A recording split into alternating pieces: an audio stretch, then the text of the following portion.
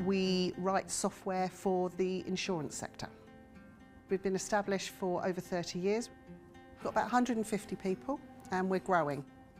We have people that design the product, we have people that write the code, we have people that test the code, so people in that technology space are integral to our success. We've struggled like everybody with retention because the competition is so fierce. Recruiting these people, the pool is very, very small and we have particular requirements. Probably the biggest challenge that employers are facing when it comes to digital skills is the shortage of talent. That problem has become even more exacerbated by the pandemic, where we saw so much digital adoption. So if anything, that gap is widening. With RDT right now, we are supporting them with degree apprentices. So that's all about supporting their new talent to develop the skills, knowledge and behaviour that they need to be successful in their roles. Training is essential. Technology changes all the time, so we have to keep up with that. By hiring people on the apprenticeship programme, it allows us to structure their learning along with their growth within the business. I'm 22. I did some work experience at RDT and was given the opportunity to perform a degree apprenticeship. I've now graduated and I'm a software engineer. What I liked about Open University Learning was the amount of support that was given to you. You get a lot of feedback from module tutors. Now I've completed the apprenticeship, I'm a mentor for the new apprentices that are in the company. I give them advice and draw from my own experiences. A couple of months before I was supposed to go to a university, I kind of was thinking, I'm not 100% sure if I want to continue doing that. I ended up calling Fiona for a consultation on the phone, then went into an apprenticeship day where we got to speak to the other apprentice, Joe at the time. He was quite informative about the Open University. I like the idea of earning and learning, that I don't have to worry about travelling somewhere and getting there at a certain time. Really glad I applied for it. The Open University has several ways to support businesses to develop their digital skills. Everything from short informal courses on our free OpenLearn platform through to full degree programmes. Over the last few years, we have launched degree apprenticeships, micro-credentials and also skills boot camps, which provide a pathway into a new digital job. We're just launching higher technical qualifications in networking and software development, which have been designed in collaboration with industry. So there's something for everybody. It's absolutely integral to our company. And I think it's one of the things that gives me the most pleasure in my job, seeing people achieving what they want to achieve and growing and developing and moving on within the organisation and taking on new roles.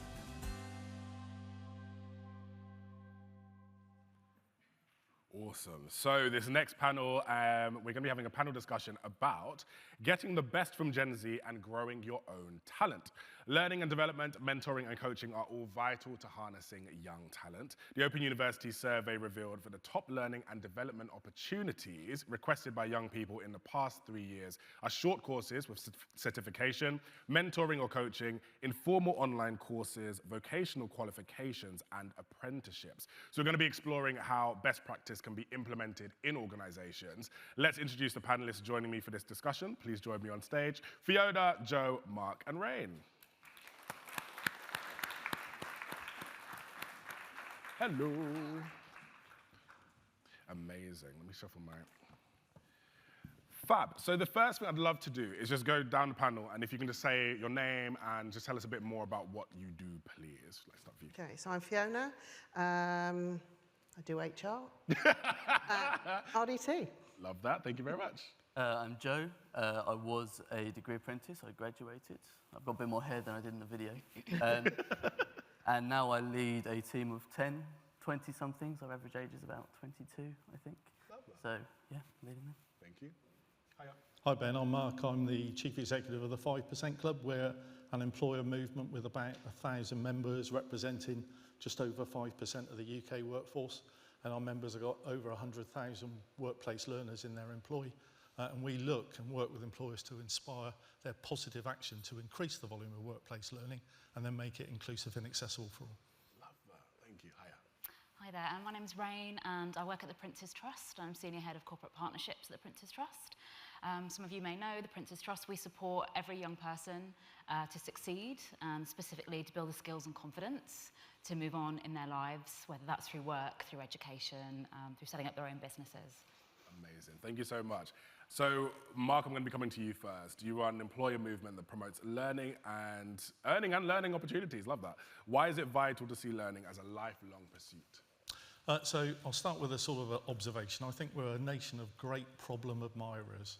So you sort of pick up the press on a daily basis and you'll read about a skills task force. It's done an in-depth analysis of a problem, and there's 250,000 too few employees with skills in this area or that area or another area. Then someone else commissions a bit more research, and we just admire the problem to the nth degree. Actually, I think what we've got to do is look at solutions. And I will say, I feel the nation is stuck in a model of yesterday. So we've got the classic approach of you go to university, you leave school, you go into employment, you do a short course that then sets you up for a 50-year career, and you don't need to have any more investment in your skills from then on inwards. Whereas we're now in the information age. And in the information age, we know that skills are going to come and go every 5 to 7 years. So over your classic 50-year career, you're going to probably need to retrain 8 to 10 times. So unless you're in a mindset of lifelong learning and development, you won't be able to accommodate. And a classic example is how many C-suite have got to grips with generative AI, probably thinking about how to ban it from the workplace, when the Gen Zs in the workplace are using it effectively on a daily basis to solve problems. So we need to ensure that people are looking at innovation and learning about it rather than trying to control it. And that point about chaos, I think it's enabling people to understand and manage the chaos as opposed to take the chaos away. Love that, thank you. I've also got a question for you around overcoming barriers. So what are some of the young people or some of the members that you're working with, what are they doing to help those young people overcome barriers? So my point about problem admiration, if you look at the sort of narrative at the moment, so about 20% of people at university today will struggle to get themselves on a graduate scheme when they graduate. So there's a barrier there to a young person. We heard about the increasing volume of economically inactive young people, and yet there's a skills gap, and yet when you talk to employers, early careers are oversubscribed. So it would appear that there's a talent pool that's not being tapped into, and that talent pool has got barriers. And I think this morning we heard a lot about experience, and I think that's an awful word with young people, because yes, there are young people who will volunteer, they'll get experience, but that's not the norm. Yes. Let's think about the mainstream.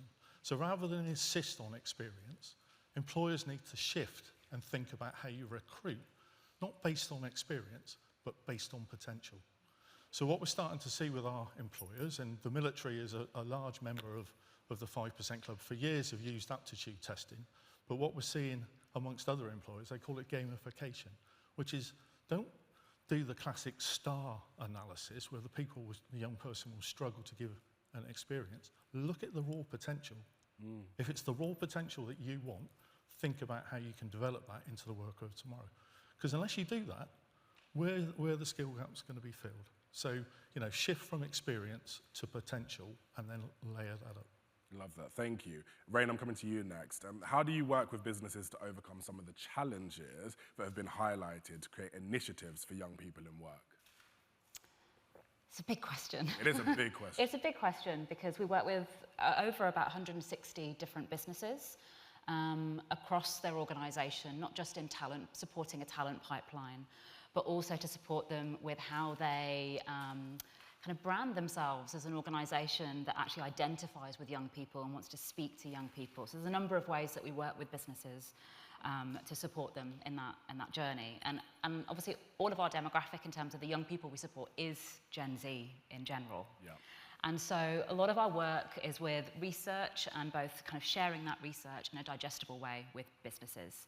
And ideally aligned businesses. I think there already needs to be a mindset within a business that you want to attract and inspire and include this generation of young people? So what can you do differently as an organisation? I think that's kind of the starting point. It's not as if you're creating a programme that's just specific for this young person or these sets of young people. It's just kind of, as an organisation, how do you help young people to feel included within your business and feel that your business is making significant changes in order to reach that mindset that a younger generation has and future generations will have. They'll have that mindset and they'll have another mindset in 10 years' time, but it will fold into that mindset. Yes. So that's kind of like the general kind of baseline that we're working with organisations. And a lot of that is around actually, you know, how do we make young people feel included? And you mentioned a really good point there, you know, like having really open processes to talent. The idea of what talent is different. You know, it's not about having a great exam results. You know, many of the young people that we work with haven't attained educational results at, say, an A-star level and have this pathway of university and job, etc. These are young people that perhaps don't feel have the confidence. They don't feel that they've got these exam results to fall back on, but they have a number of other interpersonal traits, and they want somebody to believe in them and have that potential. So how do businesses do that? And we help them kind of support them with a number of different programs, working with youth workers at the Prince's Trust, for example, to work with individuals and organisations, building mentoring schemes, building kind of like ways to speak to young people from a perspective that feels authentic, that feels emotionally intelligent, that is not just about putting you into a job and that's it, you know. Yes. So yeah, it's a holistic way, I think. I like that. Thank you. Can you also tell me about Kickstart as well, please? It's a really good question. So I headed up our Prince's Trust Kickstart scheme. We supported around 4,000 young people who were at risk of furlough or were furloughed. As many of you know, during the COVID pandemic, the government came up with a scheme to support young people from moving into long-term unemployment. And essentially, they paid businesses to take on young people for six-month opportunities. So the idea of the scheme was absolutely fantastic, and it worked in very different ways with lots of businesses. And the Trust essentially collaborated with businesses to actually support unemployed young people for that 6-month placement. And we took a lot of learnings from that. For example, we created an online program. So each young person had a Prince's Trust youth worker. They had specific workshops around their own personal development. You know, for example, like understanding about their personality, what their skills and aspirations are. Understanding how to build resilience if you get a knockback, you know, within that 6-month period, you know, conversation doesn't go that well. Actually, not to give up, you know, actually it's your mindset on that conversation. It's about growth. It's not telling you off and things like that. And there's many situations, as many of you know, I'm sure, as employers, within the first 6 months of a young person's first job in a role, it's when the most precarious situations can happen that can lead a young person just to, you know, throw the towel in and move from job to job, and that can create a real pattern in a young person's life. But actually, what can we do, an employer and an organisation like us, help that young person in that 6-month period, you know, to retain that talent and grow that talent?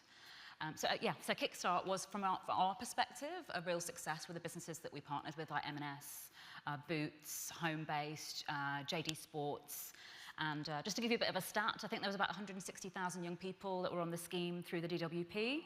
Through the Prince's Trust, we had a smaller amount of young people, around 4,000, but still significant, because we work with those specific businesses. And of those businesses, the DWP of the whole scheme, I understand, only around, I think it was 18%, don't quote me on that, 18% of young people carried on after that 6-month placement in that same business.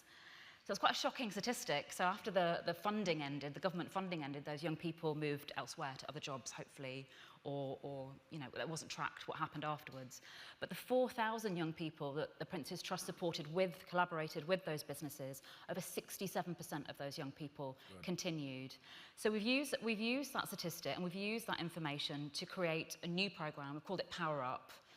It's not just plugging the programme at all, but I've worked over the last few years on this programme, and we're working with Tesco and Pets at Home specifically on their entry-level apprenticeship schemes, where they've got shocking retention levels in their first 6 months. And we've used elements of the Kickstart programme and developed this programme to support retention, support the first 3 months instead of 6 months of a young person's journey within a business. So, you know, they feel kind of they're the chosen ones in that the 3 months. You know, the business is really investing in them and their career and their perception of that business in the first 3 months. And I think that's really important for retention of talent, to open a young person's eyes to actually how a good start in a career can have many benefits. I love that. Yes, got so many questions about that. We're going to come back to it. Fiona, I'm coming to you next. Can you tell us about RDT, please, and some of the skills and challenges you face in the IT industry? Okay, so we are a software house. We're about 150 people. We write software for the insurance industry, so that's really exciting. Really exciting, yeah. I think with any tech firm, the challenge is the tech. Yeah. It's always going to change. So once you accept that, that is what we do. That is why people join us, because it's exciting tech. So I don't perhaps see it that it's a challenge. Okay. Because it's the way it is. What we don't do is try and hire people with those technology skills. So from what you said, you know, my mantra to everyone that will listen to me is hire for potential, train for skills. Okay. So we put that knowledge, that experience into people, whatever level they join us at. So I think getting the right people that can work in our culture, that can work in our ever-changing company, that's the bigger challenge rather than the technology.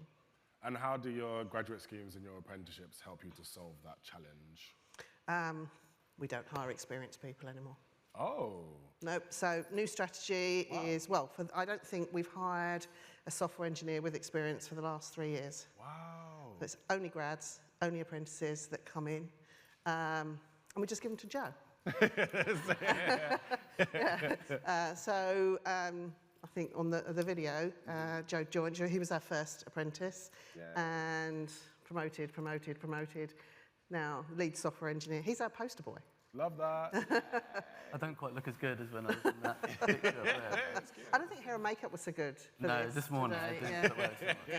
didn't. So we funnel them in. They go into Joe's incubator, and then they move out into different roles and get promoted depending on what we now know about those people. That's amazing.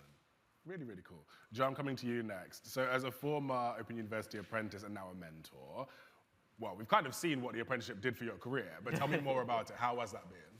Yeah, so it was, I mean, I had a similar perception of the workplace before I joined it, in that it was a big, scary world. Yeah. And I did a bit of work experience. Thought about between going off to university and going and doing a degree apprenticeship. Had a taste of the workplace and then fell for it in a little bit. It had a pool table, which helped. Always a big draw. Love a pool table. Love a pool table. But then in terms of once you're in the degree apprenticeship, doing it every day, you feel part of the company. You feel, going back to a sense of belonging in the company. The RDT never made me feel like an apprentice because they gave me the opportunities to go and give ideas and make mistakes. And then the project side of doing the degree apprenticeship allowed me to go and see parts of the business that I didn't have access to or wouldn't have access to before. So going and creating a business case, presenting it to the executives. Wow. That was all part of the Open University degree course, and I'm not going to say I wasn't nervous for it. But, of course, yeah. But half an hour in the toilet before. It pushed me out of my comfort zone and forced me to go and say yes to things and experience it a bit more rather than sitting there in a chair. You brought the OU to us, didn't you? You found the programme. Yes. And now we've followed that process. We do a lot of work with work experience. We've hired this year from our work experience week, straight before she's even done her A-levels. Don't care about your A-levels. We think you're the right person. So we follow that pipeline that you dug for us. And how did you get the work experience initially?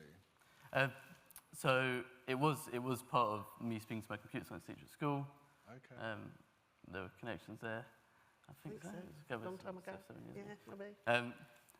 And then it was a week in the summer, so it wasn't. I think I did an early one as well with someone who's now on my team again. So that's 7 years. It's come back round. So was that you going to a teacher in your school and saying that you needed to do work experience? Was this part of like the year 10?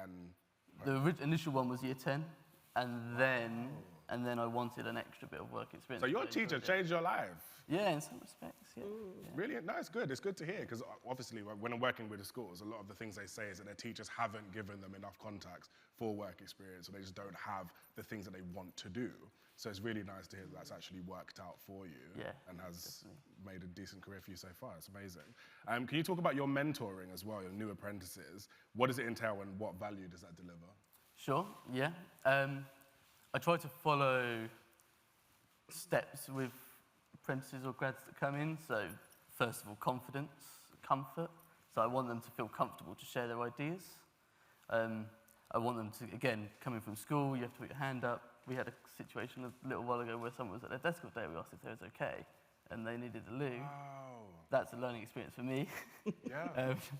So yeah, again, making sure that they're comfortable and that they can speak their mind and go and share their ideas. Confidence, giving them the opportunity to grow into their role. I think, well, this is how I felt as an apprentice anyway. I wanted the support when I was in apprenticeship, but I didn't want to feel like an apprentice. So I wanted my ideas to have as much value as anyone else in the company. And then rewarding that once, if they have a good idea, making sure that they're being seen and they're progressing through the company. If they're having great ideas, then it should be known to everyone, really. So, yeah. Awesome stuff. Thank you. Mark, I'm coming to you next. Can you talk about the differences that apprenticeships can make to businesses? Yeah, so I think it was interesting actually. When I was driving here today in the rain, I could just about see the bumper sticker on the car in front, and it was a learner driver, and it said, "You were once a learner. Give me time." And I think, you know, what's the difference apprenticeships make? I think when everybody starts work, even if they're not on a formal, recognised, funded apprenticeship, they're being apprenticed. Yeah. We call it mentoring, we call it whatever, but everybody is brought into the workplace and someone takes care of them and transitions them from education into work. So apprenticeships are there in being, and they're deep-rooted in the psyche of the UK. You've only got to look at livery companies, city and guilds, you know, et cetera, et cetera. It's deep-rooted in us, and we sort of forgot the basics of it over time, you know, and we've given away to others. But why are they important? Because they're a structured learning program based on an employer's needs. And I think sometimes as employers, we're not that good at looking at what we actually want the person to do versus what the apprenticeship is that's conveniently available. So you put someone on an apprenticeship and hope that'll work, as opposed to it deliver you the skills that you actually need. But going back to my point earlier about this sort of information age and the need for constant learning, apprenticeships or a construct like that, where you're looking at a workplace need, you're looking at progression, you know, discussed earlier about IBM and the ladder of opportunity, about not just one apprenticeship, but layers of apprenticeships across a career. You know, I used to be in the military. My father said to me, "Stay with it, son, as long as they keep training you." Well, I left 40 years later. Wow. So there are organisations for these deep-rooted learning cultures, and you know, apprenticeships and being apprenticed and this constant culture are there. And don't just look at government funding as a means to do it, because I think there's a risk of people looking for external intervention to drive it as opposed to business need, because there are lots of companies out there who are running apprenticeships and the apprentices are generating income for the company. We've got one SME organisation that specialises in catering and the maintenance of catering equipment. They couldn't get the skills locally. They're a small company of 150. They've got an academy with 50 apprentices, and those apprentices are generating revenue. And I suspect that's exactly the same for RDT. Small companies can do it, so should big companies. But I particularly like the IBM ladder of opportunity, which is that great model of it's not just one, it's continual learning across a career. I love that. Thank you. I'd love to make this as interactive as possible, please, in these final moments of this afternoon. So please do get some questions in via Slido, and maybe we can do some in-person ones as well. I do have one on site at the moment. See if anyone wants to jump into this. How can businesses help to rebuild the confidence of young people who have struggled in traditional education? Anyone like to take that?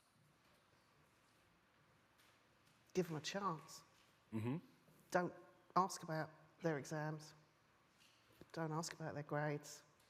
I liked what you said earlier about A-levels, actually, that you didn't really mind about what this young person was doing A-levels-wise because they'd already shown you the skills. So what are your thoughts then on these assessment centres where, in order to even be seen, you're having to put every single grade you've got in primary school, secondary school, all the way through? Yeah, I'm not a big fan of formal education. I've got 2 children, one's doing the formal university, the other one's not. My son is in the process of stuffing as much information into his head so he can regurgitate it onto a piece of paper during 2 hours that he'll never use again. Yeah. And you know, we've got a couple of examples. So Ebony, who we've hired from work experience, hasn't even taken them yet. We've got another guy, Ben, who joined us and wanted to do UI, UX stuff. When we looked at the apprenticeship programs, we looked at ones that weren't open university. Oh, interesting. Because we wanted a specialist, and he didn't have the grades. No, well, we haven't got the... So what did we do? We went back to the Open University, and he can now follow the path he wants to through the programme that we do with the other people. So hire for potential, train for skills. You know, don't look at those, use a pipeline. We always use a pipeline. We work really closely with our partner schools. We go into the schools. We start with careers events. We turn up at the opening of an envelope. We'll do agile games with year 6. We'll do, you know, and really start engaging with them and talking about work. They don't want to listen. They don't want me. We'll send Joe. We'll send his team because they're like them. They don't want the crusty HR bird turning up. They want people that look like them, that talk their language. That's real. And it works. And then we follow them through. They come and do work experience. They do targeted work experience. And then we offer them. We must remember to ask what Ebony's grades are when she comes. She's probably done quite well, but it's not important to us. I love that. I think I'd add to that, Ben, as well. I think the lens that's put on those young people is the educator lens. And qualifications are a mix of intelligence, understanding, but application. And for some people, lots of young people, you know, to Lauren's point about the number that struggle with numeracy and literacy from a qualification perspective, the light in education just wasn't turned on. Now, what you find is some of these characters, when they get into the workplace, the light really turns on.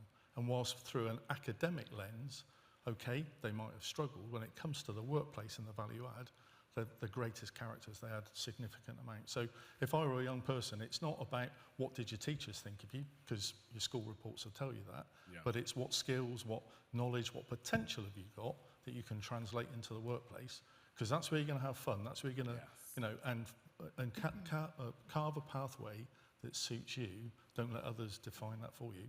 I think the challenge for them, though, is having a chat with someone to understand what they can do, and that point about careers advice, it is sadly lacking. So, you know, what could they do with the potential they've got?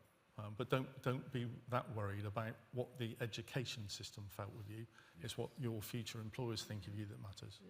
We have a young man that works for us, actually he's probably not as young anymore, who joined us to go on to an apprenticeship scheme, and he needed to work through his GCSEs and doing the, so his maths and his English, doing the apprenticeship scheme and the exams was just too much. He'd started work, he'd done this, he had to do exams, he hated exams.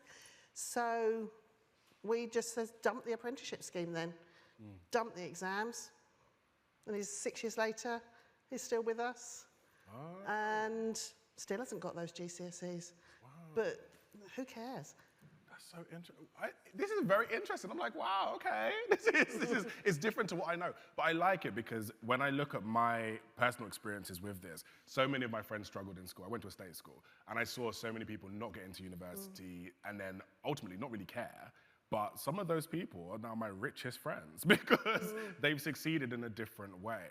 And also, some of them were just motivated by money. And that's real. Like, I was motivated by beating people academically. I loved that. It was great for me. But actually to see some of them thriving in a working environment where they know that they put in X amount of work, they're going to get paid this, they're going to get promoted, then they make more money, then they can buy this. It's like, it's completely different to school. Completely different. So it's great to see that people can succeed like that in your organization. Really well done. Are there any questions in the room? Is there anyone that wants to ask anything in the room? Very aware it is late on this day, so that's fine if not. Keep thinking. Let's go to Slido. Let's have a look. We've got, oh, I like this one. Rain, maybe this is one for you. How do we identify potential if Gen Z are fearful of assessment type centers? Is there anything that these young people are applying for these jobs where they do need to go to assessment centers? Some of them will be unemployed until they get through an assessment center. So what can they do? What can these employers do? I think it's about, I mean, going back to the last question, you mentioned about confidence. You know, often it is about confidence in that process. Like, what does it look like? What does that feel like? How will I be assessed? What will the questions be like? And I think it's about employers, if they're using these specific psychometric testing or assessment centers, it's about like just speaking the language of those young people to show them that this is what's going to happen, and just giving them the confidence to go through that process. A lot of the young people that we work with just don't think that they'll even, you know, there's no point in them trying because they don't think they're going to be successful. Like, something like that is for other people, somebody that's got grades, somebody else that isn't them, and it's about showing them that it's a relatable process and this is what's going to happen. They're not going to be just assessing your intellectual abilities in a certain way like at school or an exam. It's actually could be gamification. It could be assessing your interpersonal skills, teamwork, and just really kind of communicating that to young people. But that can be a really hard thing to do, I think, for an employer, and that's why we do speak to a lot of employers that use us as a kind of intermediary as a way to be able to speak in that way and support them to speak in that way. But don't call it an assessment centre. Call it something else. So tell them what's going to happen during the day. We're going to start with a pool competition, whatever it is. You know, make it something they want to come to, and make it something that even if they don't get offered, they take something away from it that they've learned, that was different, that gave them an experience that they can then draw on next time. I like that, thank you. I've actually got a question for you from the Slido. And this kind of goes to something that someone told me. A young person I was speaking to said that they were worried about doing an apprenticeship with not say your company's small, a smaller company. A small company. Because they were worried about the fact they didn't have a bigger brand that they could then go to sell when they wanted to move on from that company. And they said maybe you do need to go to like the Dysons of the world for an apprenticeship because then you've got a brand you can go and sell. So is there value in going to a smaller company for an apprenticeship still? I don't know, it's probably a question for you. I see smaller companies as more beneficial because it gives you a wider range of possible roles you could fall into. You're going to be doing a lot of different activities every day, and you're not as specialised in your role. It may not look as good in your CV, but you're going to have a lot more experiences to take away from that, and you're going to get challenged probably a lot more. For example, I probably wouldn't have sat in front of the Dyson executive given my... It's access. It's access. You get a wide range. You're probably going to talk to more customers. You're probably going to have to try out different things, come up with more ideas because you're going to have more responsibility just by the nature of it being a smaller company, I think. I think also, you know, in our space, everyone wants to work for a startup. Don't go and work for a startup. It's a nightmare. You know, the plugs don't work. But, you know, I want to work for a startup or I want to work for a big corporate. Well, those companies start like that and become like that. They become like that because of that. Yeah. I think it's about how you, not sell it, that's the wrong word, but how you talk about your company and what opportunities that will give. I think we probably do less Instagram, more individual conversations. Okay. So we do a lot of pre-work with candidates to explain to them what it's like, what the assessment day might be like, so that they understand that, and they're a bit bought in already. I like that. Let's keep going with the slide there. So someone's asked, what makes a good member of the 5% club?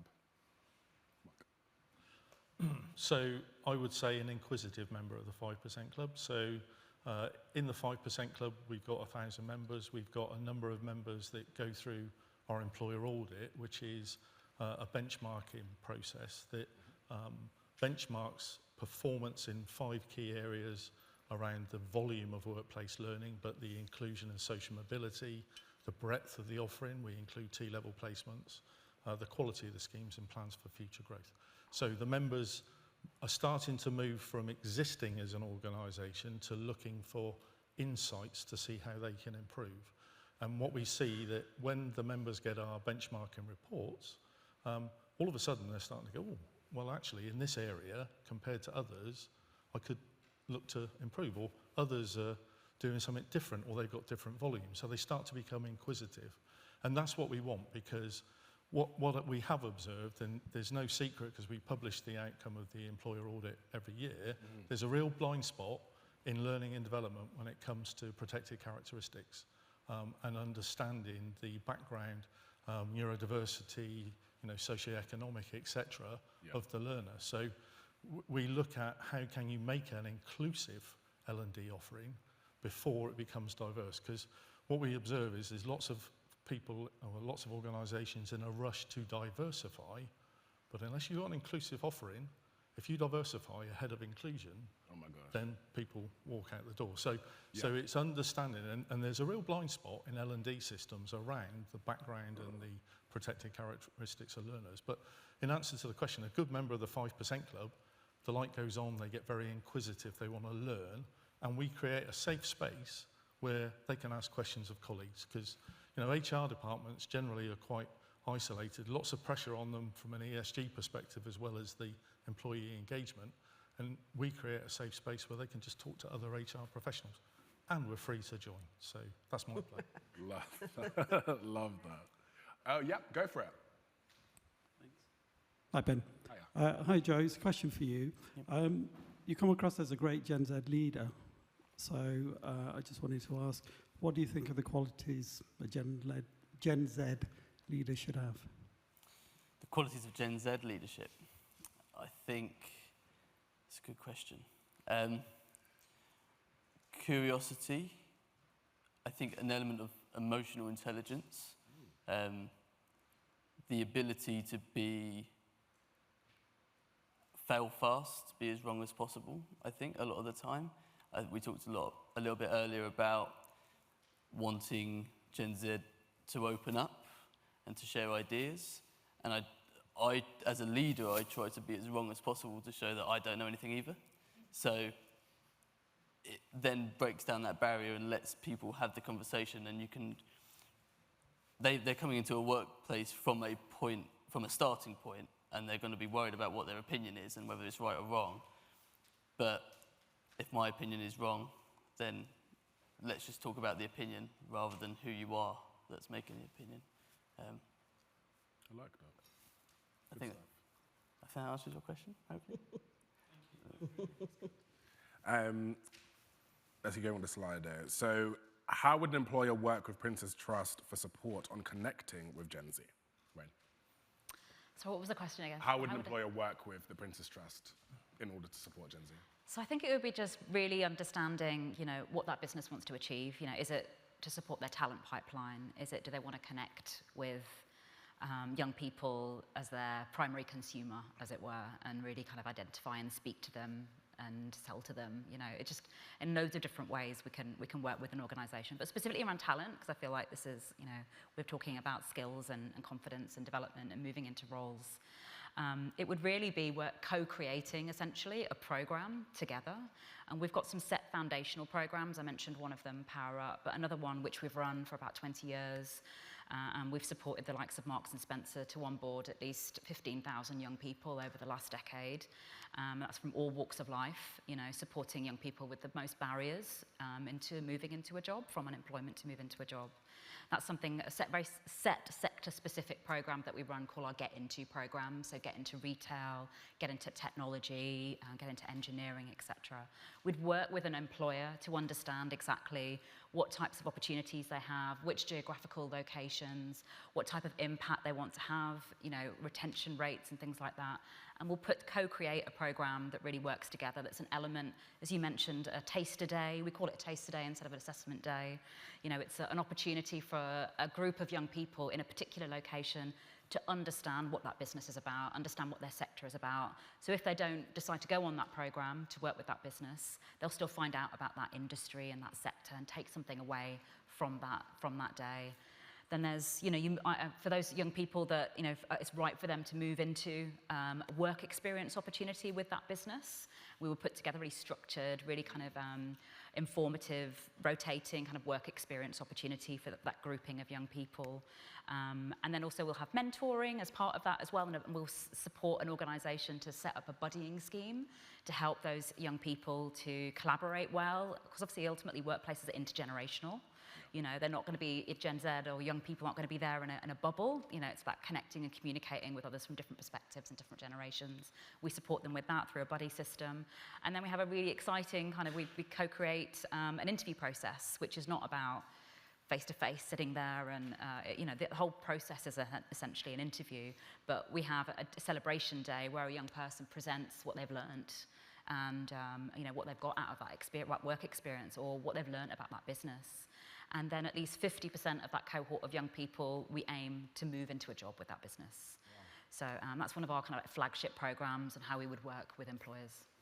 That's amazing, thank you.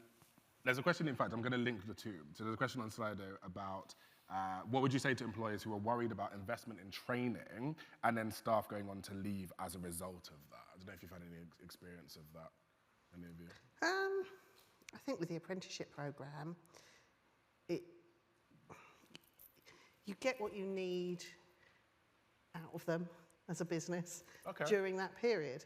And if you aren't good enough to hold on to them, and if you haven't given them the opportunities, or you don't have the opportunities for that person, and it's the right thing for them to move off, support them in that, make them a good leaver, tell them to boomerang back when they've got some different experience, and keep the door open. I think with the apprenticeship scheme, we get value from those people from day one. Yeah. So. I like that. I've got a question around what some of your apprentices have actually gone on to achieve. Okay. Do you have a list of people? How long you got? Reel off everything. Go for it. What have they done? Okay, so again, Joe. Joe's gone all the way through. He's the lead software engineer now. You're supporting the CTO with some projects. We have a couple, Phoebe and Tom, who are beavering away at their final projects at the moment. I think that's something to make sure that as an employer you recognise there are times when the Open University work has to take precedent. There are times when you say you're going to have to do that project the weekend because this is happening. So be flexible around how much time they've got to spend and when they're doing their final project. As long as you've made that final project relevant, then you're going to get value out of giving them the time for that. So Phoebe, we're talking about going on to be a people lead within the business. Tom is interested in the architecture route. Wow. George, we're in the process of promoting. His golf's improved recently. His golf's got really good, yeah. No, but he's also starting to mentor the apprentices coming through the team himself as well. So at some point I'll be redundant and George will become me because he's got, and next year we'll bring George next year. And also recruitment. George has got a fantastic eye for spotting people that have that curious initiative and applying themselves for. Yeah, actually, Ebony, he saw at a careers fair. Yeah. He came in and we said, we've got no more work experience slots. We filled them. Wow. And he badgered us and badgered us and badgered us. We gave her an extra space and she came in and she was amazing. And we offered her a job at the end of the work experience. So. Now, this sounds wonderful. I want to get some, give me some tea. What have been some of the barriers in the organisation that you've overcome to make all of this happen? Because even that, I've tried to hire for my team internally. The level of sign-off that I had to go to within the BBC and within Vice, I was at the CEO's door, banging, being please give us some budget for this extra person. Yeah. So I think for a lot of people, it's just unrealistic to just offer another place, another approach. Yeah, okay, so we pay the levy. Okay. So that's leverage. Look, you're paying it anyway. I think getting senior buy-in is essential, but take it slowly. You don't have to hire 20 apprentices the first year you do it. In fact, don't. That'll be a nightmare. You know, and prove it. Look how well this one's done. Look, we've got another one. Look, this, and get those people in front of your C-suite. Get them presenting, and then they buy in. And then you get to the point where you don't have to hire experienced people anymore. Yes. And that then saves the company money. So I think take it slow. And we had a big, we had to start again after COVID because we stopped, because it was just was so much else going on. Okay. So we had to start again, bringing those. So we've got a bit of a gap in the class of, but just prove it to the people with the money. Love it, thank you. Mark, I'm coming to you because we've actually got a pre-prepared question around earning and learning. Why should that be a central part of an organisation's strategy? And why is senior leading buy-in so important? So following on from Fiona's point. So I think there's a couple of points in there. I mentioned ESG, and I mentioned about, you know, we talked about earlier about it's good to do a lot of this activity because of the social impact it can deliver, but then everyone shies away from the making money for the firm. It's very clear that in the current climate, you know, looking after your internal governance and making sure the systems work, as we can see with certain high-profile organisations in the media at the moment. Probably one being interviewed today, I would suspect. If we look at the environmental aspects, you know, that makes money. If you can prove your green credentials, you can make money out of that. So from a social perspective, people have shied away from that. But actually, if you recruit and you can prove that you're recruiting from people from different socioeconomic backgrounds, protected characteristics, those who are neurodiverse, all the people that would have become NEETs, as Lauren said, actually you should shout about that because that will be a point of difference for you as an organisation. And certainly in an era of social value, we talk about the CSR directive and the need to look at how sustainable organisations are. Actually being able to prove that you can have the skills to match your order book is quite important. And if those skills are from talent pools that others aren't looking at, actually you can make profit from that. So earning and learning from a CSR perspective is important, but actually earning and learning in general is important. And we tend to focus solely on apprenticeships, but you know, in England that's about 2.7 billion. Employers spend over 40 billion pounds a year on workplace learning. Gosh. Unfortunately, it's been contracting. And actually what we would advocate, and I know, you know, we're here with the OU, there's lots of courses available, micro-credentials, you know, this learning culture, encouraging people to think about skills gaps, think about emerging technologies, and then doing short, sharp courses to upskill as well as the longer sort of degree courses or apprenticeships is there. But that constant learning culture is key. And organisations that get it keep hold of people. And, you know, I think Varian gave a great example of Uber.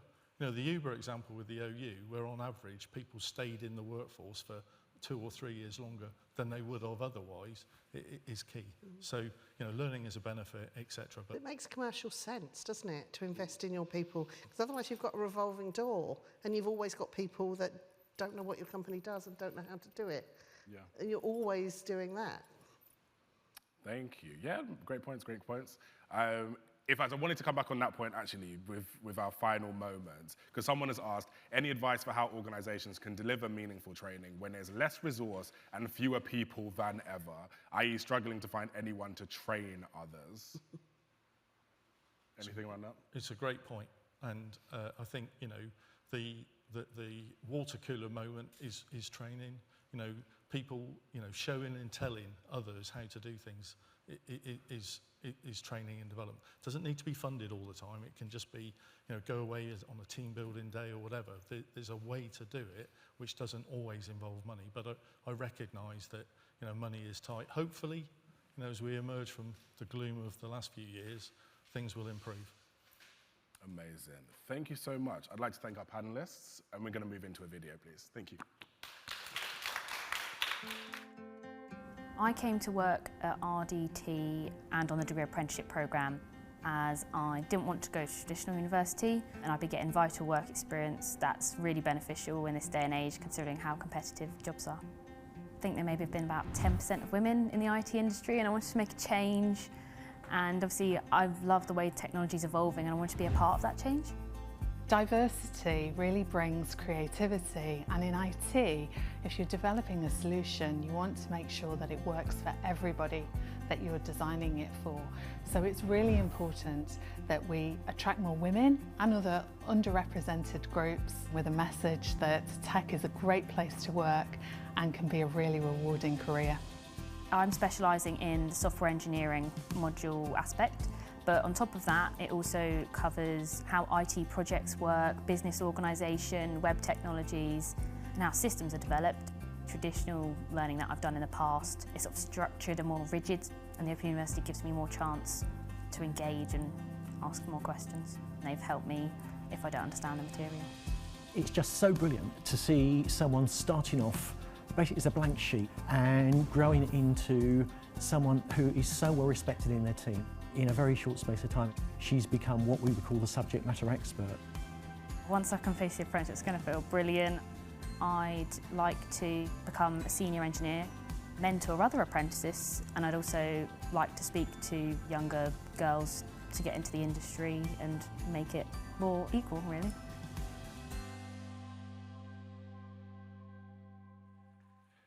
Okay, I think we're at the end. We're at the end. What a great day. Before we wrap this up, please can I get final thoughts in the Slido? So one last time, there's the code. We would like one action that you're going to take away from today's event, please. Put it into the Slido. Let's see what people say.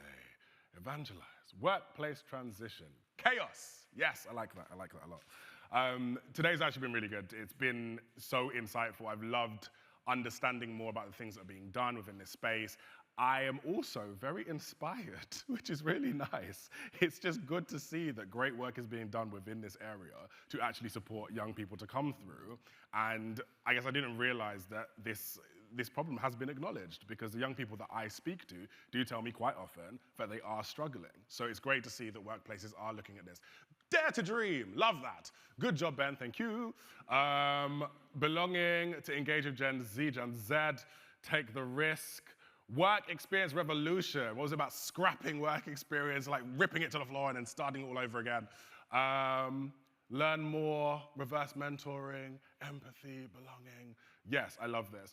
Also, no one said it yet, but get into schools. Please get into schools, honestly. And if you can think about, I don't know where all of you grew up, but just think about the young person that you were and what you would have needed. And for me, that was the inspiration that I needed to then go back to my first school and just be like, okay, terrible trauma here, hated being here, but actually I needed someone like myself to show up in that space to tell people that it's going to be okay. So think about what you needed, and please be that person for the next generation. With that being said, thank you to everyone for being part of today. Thank you to all of our panelists. Thank you to the organizers. Thank you to the Open University. It's been wonderful. And I think that's a wrap. Thank you. Thank you so much.